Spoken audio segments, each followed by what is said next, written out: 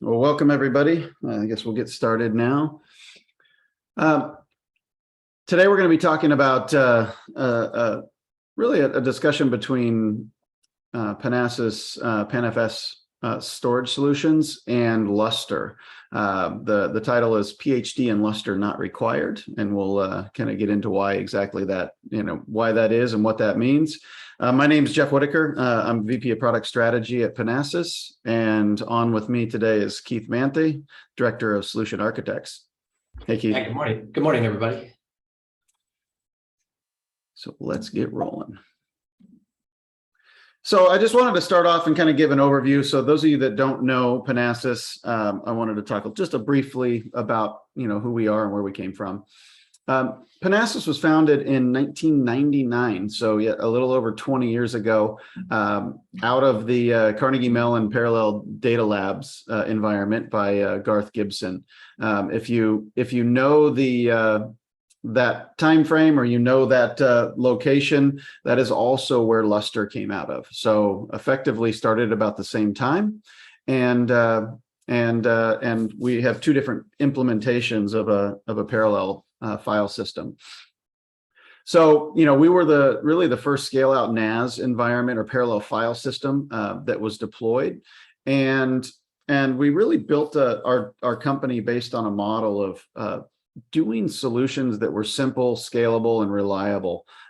And one of the things with a parallel environment is there's a lot of things that can be going on there, and a lot to manage, and a lot to handle. And our goal was really putting a file system together that was easy to use. And we'll get into a little bit more about that and specifics and how that compares specifically to Lustre as we move forward. We have a lot of customers in this space. We've been doing this for a while, from life sciences all the way across to energy companies, manufacturing companies. You can see some of the names of our customers here, including government and media entertainment. So kind of across the board, really heavily focused on the high performance computing space for a lot of this time. And, over the last few years have been doing more and more in the AI ML space as well. So that the production side of that world, beyond just, some of the things you see going on in the cloud. So just as a note of kind of, as I stated before, what kind of defined us and who we are, we really focused on building a simple, reliable HPC and AI ML data storage environment. A few of the key focus areas are obviously performance. You've got to have performance to play in the HPC world. And that's really providing a parallel access to data, so that a lot of nodes, so if you've got hundreds to thousands of compute nodes that are trying to access data sets, we have a parallel environment so that we don't have that single head bottleneck of a traditional storage system. Reliability has been a key focus, and Keith's going to dive into some of the specifics of what that means, but really providing more of an enterprise grade reliability structure that handles data failures, that handles system failures in a way that's friendly and minimizes the chance of losing data. And then also, it's parallel, so it's very flexible from an adaptable standpoint. We've built the system so that it can scale quite wide, as well as run on different types of hardware. And I'll talk a little bit about that as well. Usability. That's as I said before, making things easy for our customers when it comes to deploying and really having a hands-off approach to the systems, and then building systems that have a lower total cost of ownership. And there's two parts of ownership, cost, which is the cost of actually acquiring equipment, and then there's the cost of actually managing it, and what does it take to manage, and how many people does it take to manage. That's one of the areas this low touch administration allows for our customers to be able to utilize the platforms and manage the storage without having to have a team of experts just to manage one storage platform. And then, where we, kind of keep our name is, through service and support. We have a support team that is very hands-on, very close to our engineering teams, and make sure that anytime there's a situation, that arises with a customer, we have a support team that dives in and can tie you directly in with engineering teams to get exactly what, may be the challenge or maybe the situation, to minimize any sort of impact that a failure could have on a customer.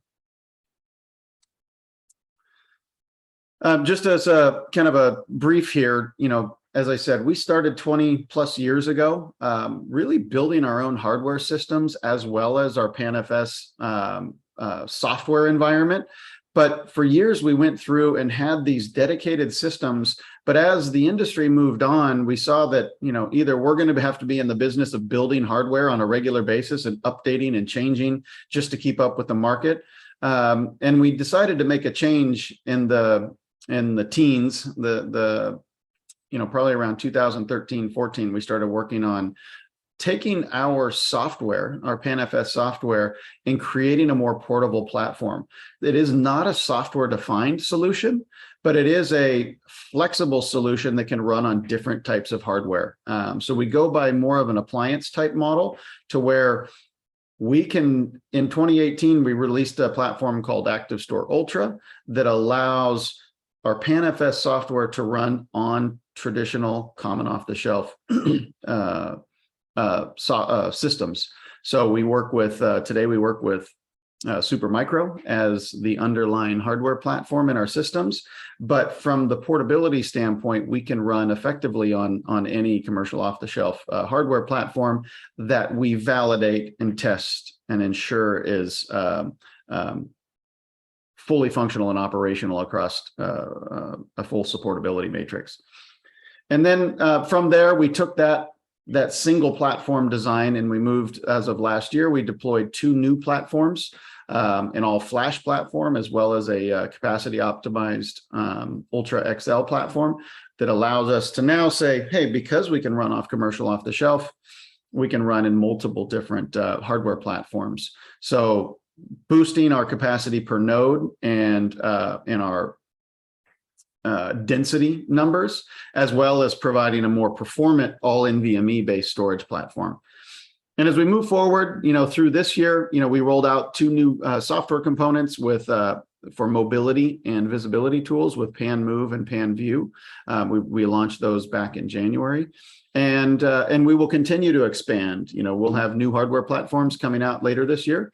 And also from a software standpoint, really focused on growing the capabilities, including S3, Kubernetes, and cloud related architectures. So we'll be talking more about those items as we go forward, but really looking at how we started from a single hardware platform that we designed to becoming a flexible commercial off-the-shelf software only effectively. We develop the software and allow our vendors to provide the hardware, and then being able to deploy that into multiple environments, and then focus heavily on the software, which is where we really provide our value.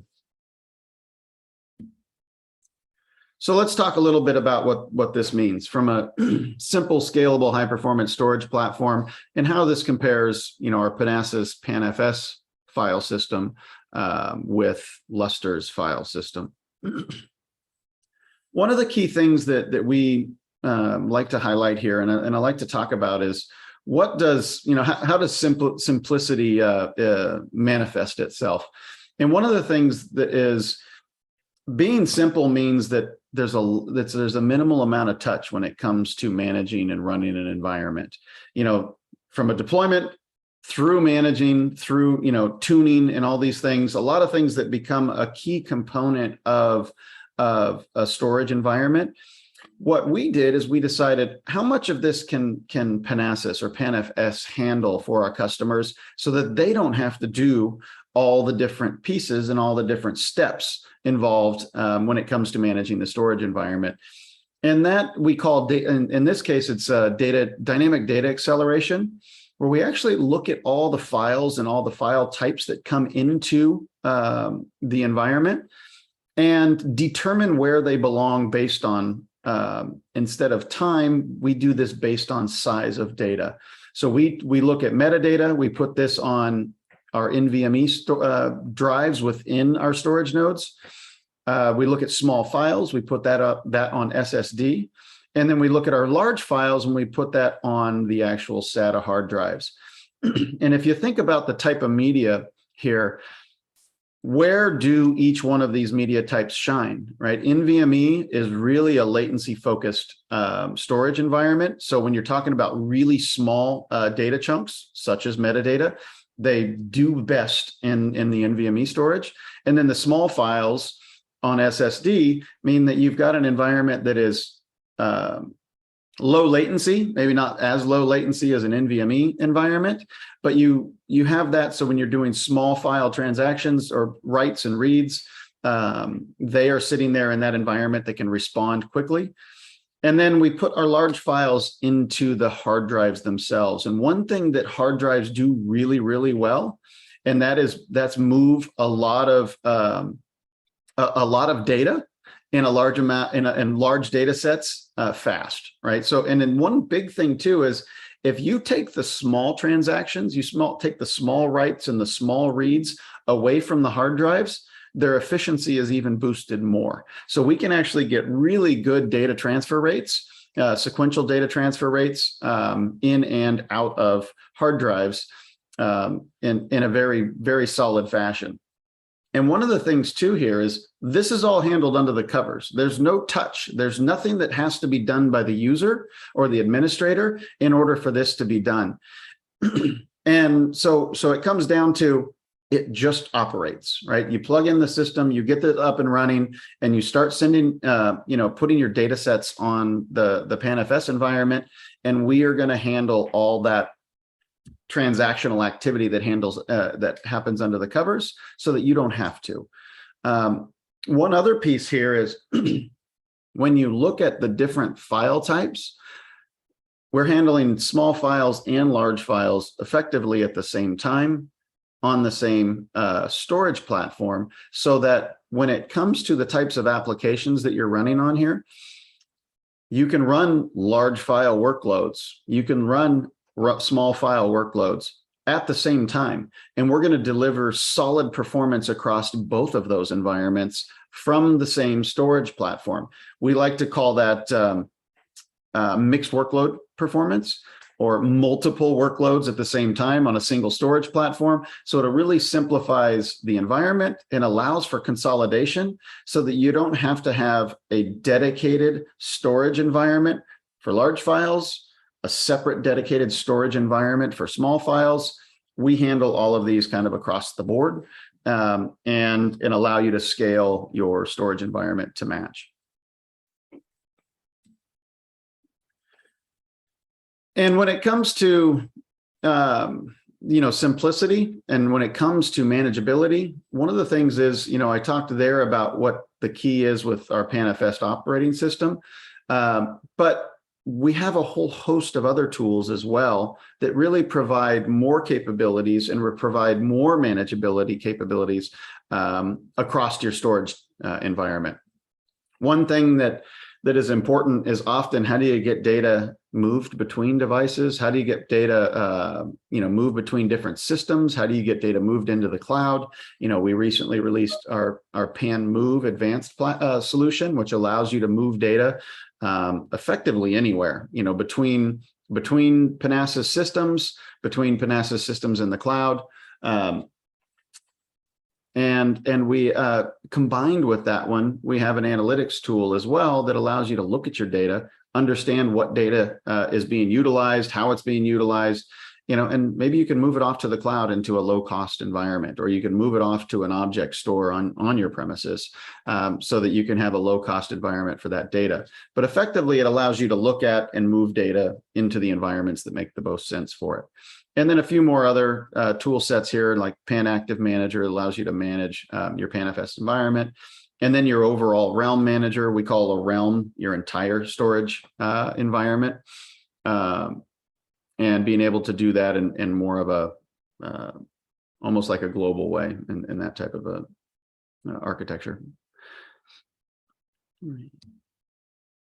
And just to speak a little bit more about our PanActive Manager, I mean, this is really the GUI-based tool set. So when you're looking at comparing how you manage a Panasas environment versus how you would manage a Lustre environment, we have the GUI-based tool sets. You know, our movement tools, all of these have a GUI associated with them, as well as APIs. So that if you do want to automate things, you can use the APIs, or you can get this in a very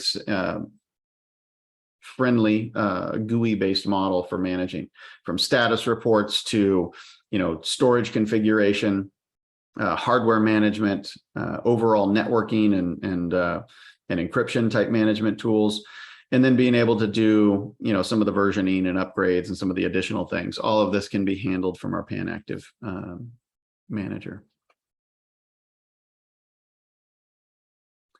And one thing, I kind of touched on this here, but I wanted to highlight is, you know, we don't sell software, right? We don't sell the PanFS software directly. We sell a turnkey appliance. And one of the things is, when it comes to looking at the overall system, yes, we run on commercial off-the-shelf hardware, but we validate all the way down to the firmware inside each of the network environments. We look at the firmware inside of the memory controllers. We look at everything so that we know that if there's a situation that happens at a customer, we know areas that we can go dive in and figure out, is there a situation here? Is there a problem there? We don't leave it up to you as the customer to go figure out, hey, you know, you bought this storage platform and you're running it on that. Go talk to the hardware vendor, you know, to support you on how their hardware is operating. You know, so we look at it from Panasas certified hardware that we provide, you know, investment protection here, so compatibility across our ActiveStore portfolio. So from even our older systems to the current systems, they all run PanFS. So being able to have know that the devices are going to work together as we move forward. Frictionless acquisition. So this is you know, again, we provide the whole system. We ship you hardware, cables, drives, and the software pre-installed on the systems, and then give you kind of a single vendor to reach out to if there's any issues. And then one-click software upgrade, so being able to manage the upgrade across all the different storage nodes and the directors and everything inside of the environment. And then really providing that simple, what we call dock to data in a day.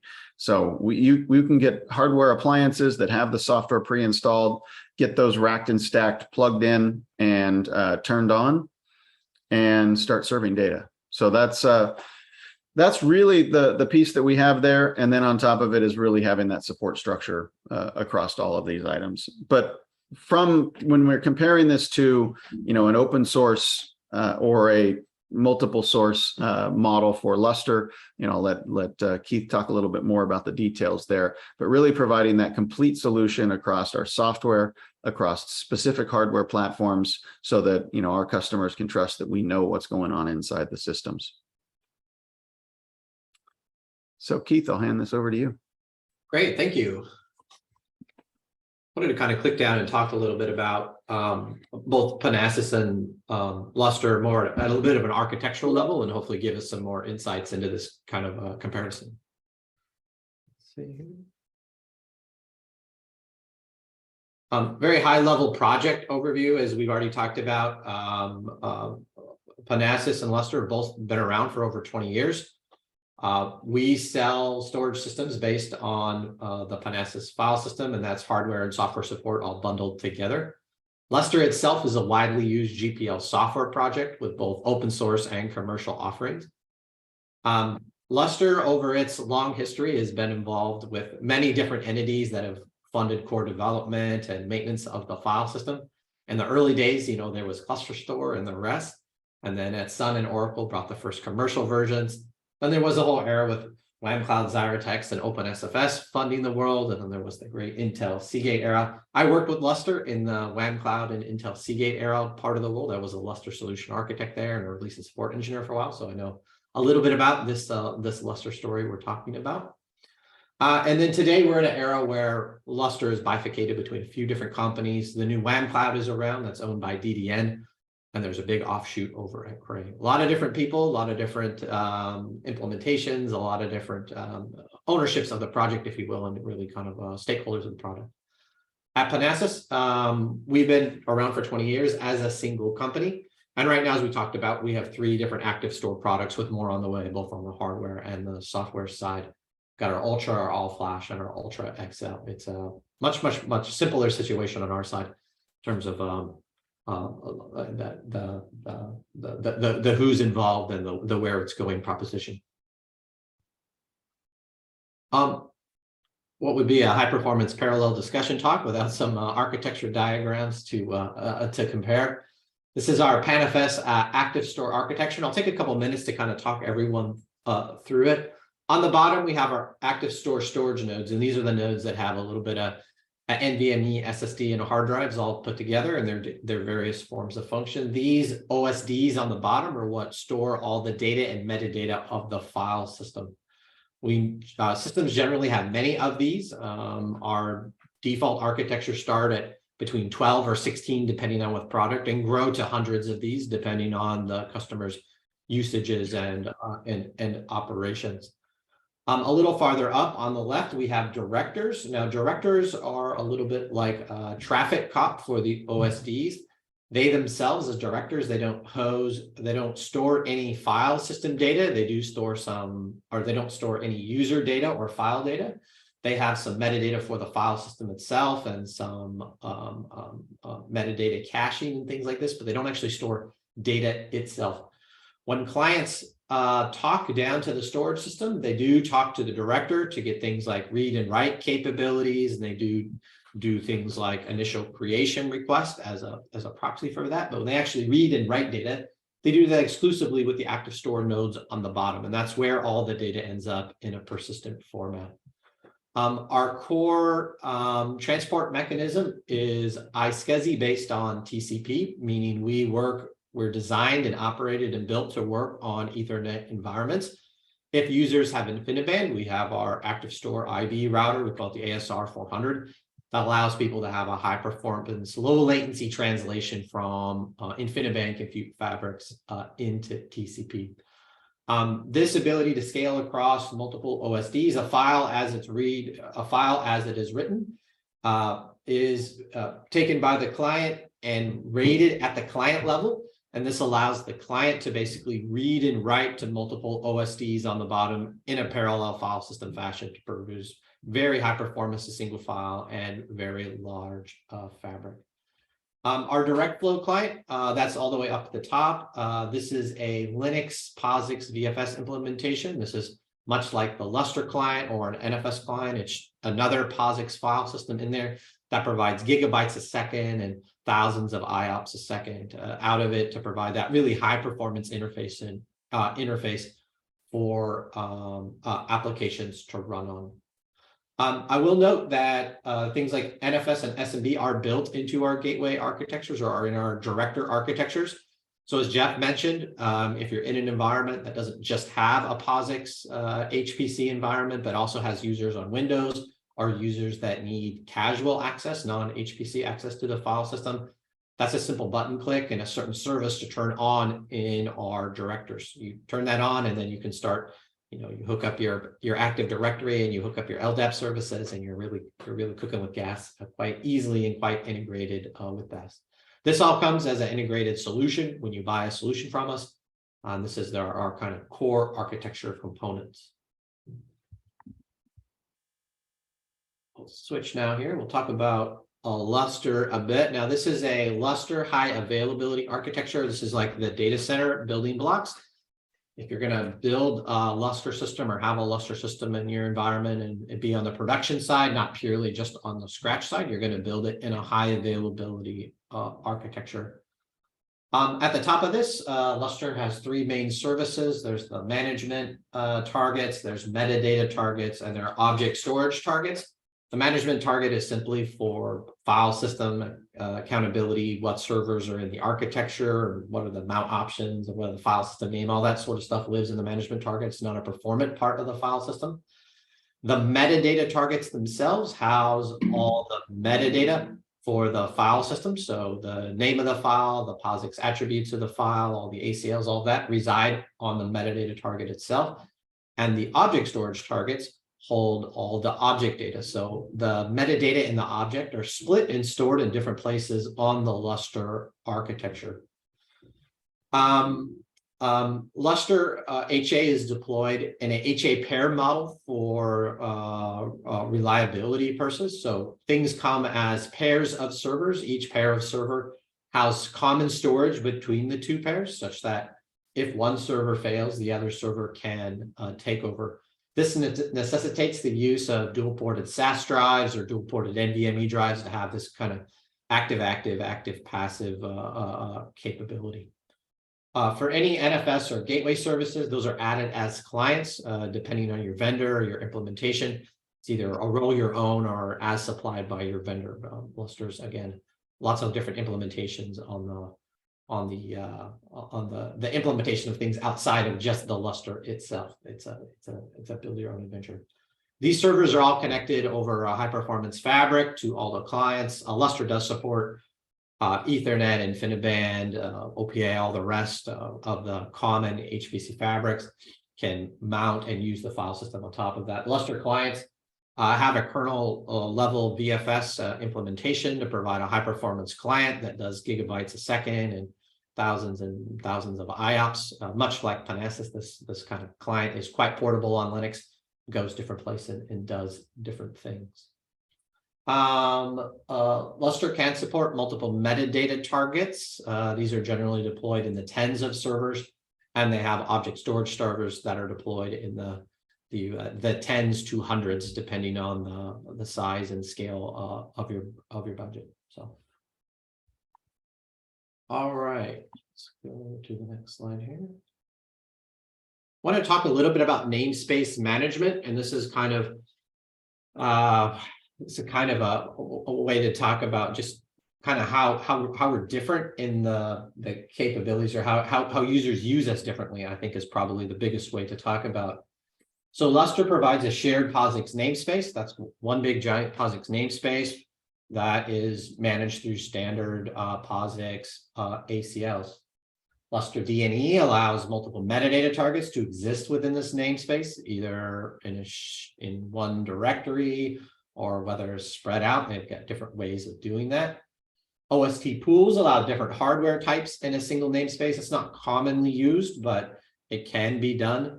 Most people, when they build a Lustre file system, they build it all around one hardware data type, and then they have another hardware data type. They just build another Lustre file system. But architecturally, they can be merged together. It depends on what specific problem you're trying to solve. Lustre has quotas and projects quotas that can help manage project level ability. So if you want to give some group of users some capacity, they have mechanisms to do that through their project quota implementation. Panasas, on the other side, we have a many volumes approach to carving up the storage. We know most users who buy petabyte class storage aren't serving a single use case, and it's a rare day when someone is doing that. We can create systems that have just a single volume and have all the capacity in it for a single use case, although I don't think we have a customer that does that today. Our customers are more in the production HPC with lots of different workloads and lots of different users. Panasas supports up to 3,600 volumes per realm. We have users that give a realm to every user in their file system. We have users that give just a handful of realms for like home and project and scratch and do high level divisions. It really depends on the site and how they use it. But these realms are the allocation unit of Panasas. Our allocation stack is that starts at a realm, and our realm can encompass multiple generations of hardware. Each different hardware that's added into the realm is given a blade set. So if you buy new hardware now, it's in a new blade set. And if you have older hardware from the past, it's in its own blade set. But we have users that have blade sets with hardware of up to 10 years difference between the oldest and the newest. And that's part of the simplicity of the management of the realm, is that it's new and old hardware are all managed together in a common blade set. When you want to allocate space, you do that from a blade set and you allocate a volume, and that gives you the space and the usable capacity for your users. Mounts are global or per volume. So you can, on a client, you can limit a user to just see their data that's running in their volume that's been allocated for them. And this concept of a volume is very important. Each volume gets its own metadata service and it gets its own quota. So it's a very easy way to contain a project and contain its effect on the rest of the entire namespace by putting it in its own volume. It's also the fundamental way that people do project level quotas for individual campaigns. So say there's a campaign or a project that needs, a couple 100 terabytes of storage or X, Y, and Z. They simply carve off a volume for that user, and you can oversubscribe volumes in your user in your blade set, but they carve off a volume for that user that really contains it to the space and allocation that it deserves. I'd like to talk about it just a bit. Lustre has a common metadata service. So you might have many metadata targets. You might have many metadata different abilities, but that's a shared common metadata service across the architecture. And if for some reason you have a user that disturbs the Lustre metadata service, it really affects the entire file system in such a way that, because it's a common service, in such a way that can impact other users. On Panasas, those workloads still exist that could affect the Lustre file system, but if they do affect people, they affect people simply in their own volume. The entire namespace isn't disturbed when somebody goes off and creates a couple million 1-byte files and tries to delete them all at one time on a parallel with 1,000 threads or whatever like that. That happens still on our file system, but when that happens, that damage is contained within the volume. It doesn't bring the entire file system down to a crawl. All right, let me get on to my next slide here. I wanted to talk about data durability. And now data durability from even the beginning, from the original inception of Lustre and Panasas, they've taken very, very different approaches to the problem. We talk about how a file actually gets rated and how a file becomes durable in parallel file system. I wanted to compare this and contrast this for folks. On Panasas, the question of whether a file is RAID 5, 6, or 10 can be set per file. Most users set it on the volume, and then the volume becomes a directory, and then files within that directory inherit it. But there is an API that says if you wanted to have a RAID 10 file right next to a widely striped RAID 6 file, you can do that in Panasas because it's a client level decision about the rating and the durability of the file. It's extremely flexible. In Lustre, the Lustre targets decide what the durability is, and it's not actually a core part of the file system. If you want to have RAID 6 protected files, you put them on a Lustre target that is RAID 6. That's kind of the way that it works. These choices of stripe depths, of RAID type, of all the rest are determined, at installation time and at deployment time. It's not a flexible thing that you can go in and say, oh, I wish my data was 14+2 instead of 8+2. There's no recourse to do that on a Lustre file system. But in a Panasas, it's an individual per file decision, so it's very quick to change IO characteristics of the file itself. If we look at what happens on our system when you lose a single disk, and this happens in HPC scale-out storage deployments all the time. For some reason, a disk has gone bad and needs to be replaced. It happens.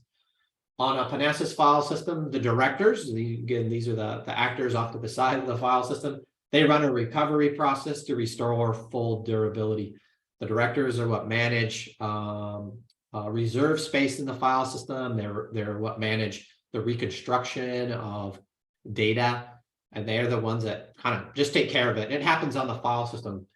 Now, during reconstruction, depending on the size of your file system, it could impact your users meaningfully or non-meaningfully. It just depends on how many OSDs and how much hardware was really impacted by it at one time. On the Lustre side, I lost a single disk. It's not handled by the file system itself. It's actually handled by the target, and generally, this is some RAID file system handles the drive loss underneath it. And Lustre implementations vary wildly across the RAID group, right? It could be everything from a ZFS, open source ZFS Z-RAID that's managing that, or it could be a hardware-based RAID controller, or it could be MD RAID, software RAID, declustered RAID. It could be a lot of different things. And how that happens and how that functions is simply a function of the RAID device itself. There's very little control that the file system has over it. The last two cases we'll look at is actually a total loss of a Panasas OSD. So what happens when a Panasas OSD server goes offline, goes out to lunch, or what happens when a Lustre object storage target is offline and it is lost. These are kind of, disastrous situations that happen. They're not common everyday occurrences, but they do happen in scale out storage. So what happens?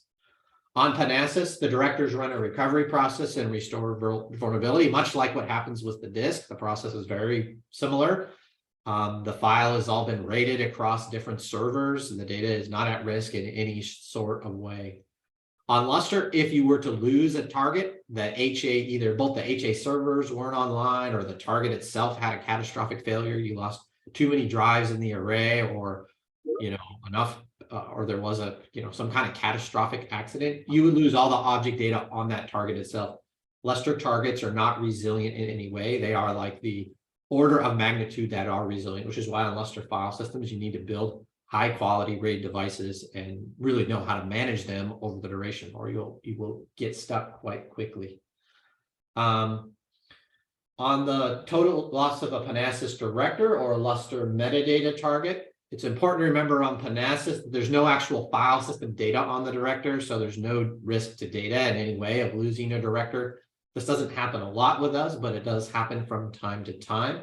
The volume services, remember that allocation of storage is on the volume basis. These are highly available within a 3-director rep set. So the services will all simply move to another volume and operation will continue as normal. Some volumes will have to be moved, which is a very minimal impact to the file system, and other volumes will not be impacted by it. It really just depends on which server it is and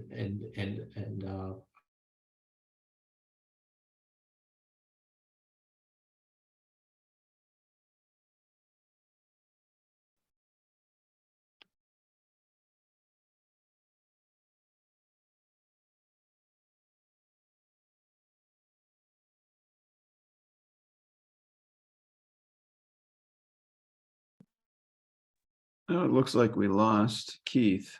Let me see what happened there real quick.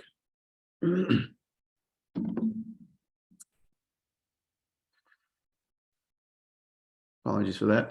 In the meantime, while Keith comes back, I want to answer. I saw a couple of questions that have popped up on the Q&A. For any of you out there that have not that do have any questions, please go ahead and ask them. The couple questions were, is there a storage node limit, or how many storage nodes can a Panasas system handle? So there is no limit. So from the standpoint of our system, we just scale and scale and scale. So if there is more capacity needed, or if there is more performance required, we just add more OSDs. So just wanted to answer that one for you. And then from I think we'll get to the admin skills. So Keith, when you get done with your next 2 slides, I think we have a few more minutes to go. Just take a look at there's a question that says, what sort of admin skills are needed to have a Panasas system in the data center? So go ahead and go through this in your performance ones over the next few minutes, and then let's move forward. Okay, thanks. I had some kind of network hiccup. I can't control the screen. Can you just select the next slide for me, please? Oh, sure. I'm not sure what happened there, but. All right, next slide. I wanted to talk just briefly a little bit about performance. I know we're getting short on time here. We are HPC file systems. We do care about performance. The system that we're going to talk about today is a small entry level system. In our test environment, we had 32 clients. These are actually a Broadwell era 8-core clients with 96 gig of RAMs and 25 GB networking. So we had just this kind of worker pool. And then we had 16 active store ultra nodes. This is what we call a 4-shelf architecture. It's not the smallest ultra that we shelf, but it's not a big one either. This is a modest size system. When we sell a system, it comes with a minimum of 3 directors. There's a high availability rep set software that runs on these that provides us the resilience and durability that our customers desire. So there's 3 of them.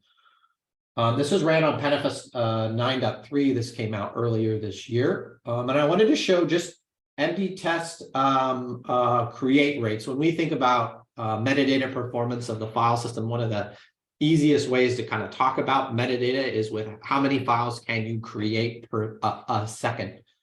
And on a single volume, we create up to around 8,700 creates per second. And as we scale from 1 volume to 2 volumes to 3 volumes, on our default minimum installation with 3 directors, we can create up to around 20,000 creates per second. Now, this 20,000 creates per second is reasonably comparative to an entry-level hard drive-based Lustre solution. Lustre can scale on the low end. Lustre metadata targets from the low end are in the 10,000 to 15,000 range, all the way up to the high end of around 120,000. But with 3 directors and scalability of more directors, we reach the tens of thousands of IOPS without any challenge on our base director. So we go to the next slide. Mm-hmm. The next thing I briefly wanted to talk about was our solutions versus a specific Cray Lustre implementation. We're apples and oranges when it comes to hard drives. We use small amounts of SATA drives per servers, and Lustre storage comes as high availability pairs, generally with dense storage. So it's not always the easiest to understand how does Lustre and Panasas directly compare. On the top, we have our Panasas. This is Ultra Store. This was with 16 storage servers or 4 shelves like we were talking about. Our Ultra has 6 SATA drives in it per node, and this gives us a total of 96 hard drives. This 4-shelf server reads and writes at around 12 to 13 gigabytes a second, depending on the read or the write. It's a healthy day-to-day, single volume, easy to get a performance number out of this system. This gives us around 130 megabytes a second per SATA hard drive that we deliver. On the SATA drives that we're on, that's a very good number. It's a very happy number. It's a very healthy number. It's something we're very happy with. On the bottom, we have the HPE Cray Cluster Store E1000. This is their hard drive offering. If you buy a Cray Lustre solution, this is the system that they will sell you. This is 2 storage servers. This is an HA pair. Each server fronts 106 hard drives and dense storage enclosures, building a total of 212 total hard drives. HPE quotes 30 gigabytes a second read and write, and that's probably a slight under delivering. That's a good marketing number for them. But this comes out to about 140 megabytes a second per hard drive. Now, those are dual ported SAS hard drives versus our SATA hard drives. We're very competitive when it comes to large sequential I/O against solutions like this Cray or other hard drive based Lustre solutions. We're playing the same game. We are in a very good and healthy spot when it comes to streaming I/O. So, all right, I'll stop there, Jeff. Okay. Questions? Oh, yeah. Well, see, there was one question on what sort of admin skill are needed to have a Panasas system in the data center. Yeah, that's a good question. On the Panasas side, general Linux capabilities are all that's really needed. The most common difficult thing we ask our users to do, even if there is a problem, is to log into the system and collect logs. That takes about 10 minutes how to train somebody how to do that. Our general users are not hardcore storage experts who live, breathe, and do their storage. These are generally lab administrators that know enough about Panasas to collect logs or to help our service when there's something very specific. It is not a file system that needs deep level expertise. If you compare that with Lustre, you really need to have somebody who knows how to read the error logs and knows how to configure the file system and knows the tribal knowledge of Lustre really to have it in there. Our file system is much simpler to have and maintain and have in your data center from the IT administration point of view. So, okay, all right. Well, thank you. So just to summarize, if you look down here at the bottom, I've got a QR code. So if you want to learn some more, we have a few documents in that location. And if you wanted to reach out to somebody to have a discussion, there's a form fill in there as well. But just a real simple place to go get some information. But just to summarize, PanFS, in active stored data solutions, really our focus has been around a simple, highly reliable architecture, for your HPC and AI/ML environments.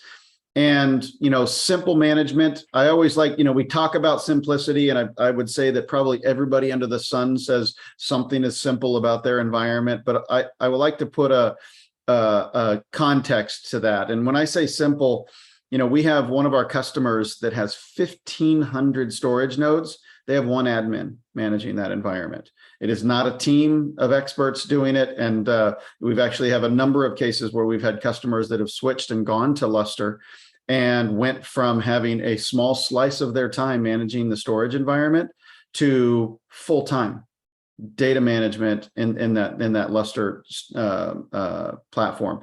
Luckily for us, we got that customer back. But there's some of these scenarios when it comes down to simplicity, it really is kind of plug it in, let it run, and effectively forget about it. So that's, unless you need more capacity or you need more performance, then you plug in more. But that also, from a focus standpoint, it really takes, because you don't need to do that. You don't need to spend the time managing this environment. It allows you to focus kind of as a whole, your team or your researchers or whatever groups you have that are using the environment can really focus on innovation and direction. We have a customer that has gone on record and stated they've got a platform that's been going 8 years with 0 unplanned downtime. So when we're talking about reliability, we're talking about an environment that once it's plugged in and running, it runs. So anyway, I wanted to say thank you, Keith, today, and thanks everybody for joining.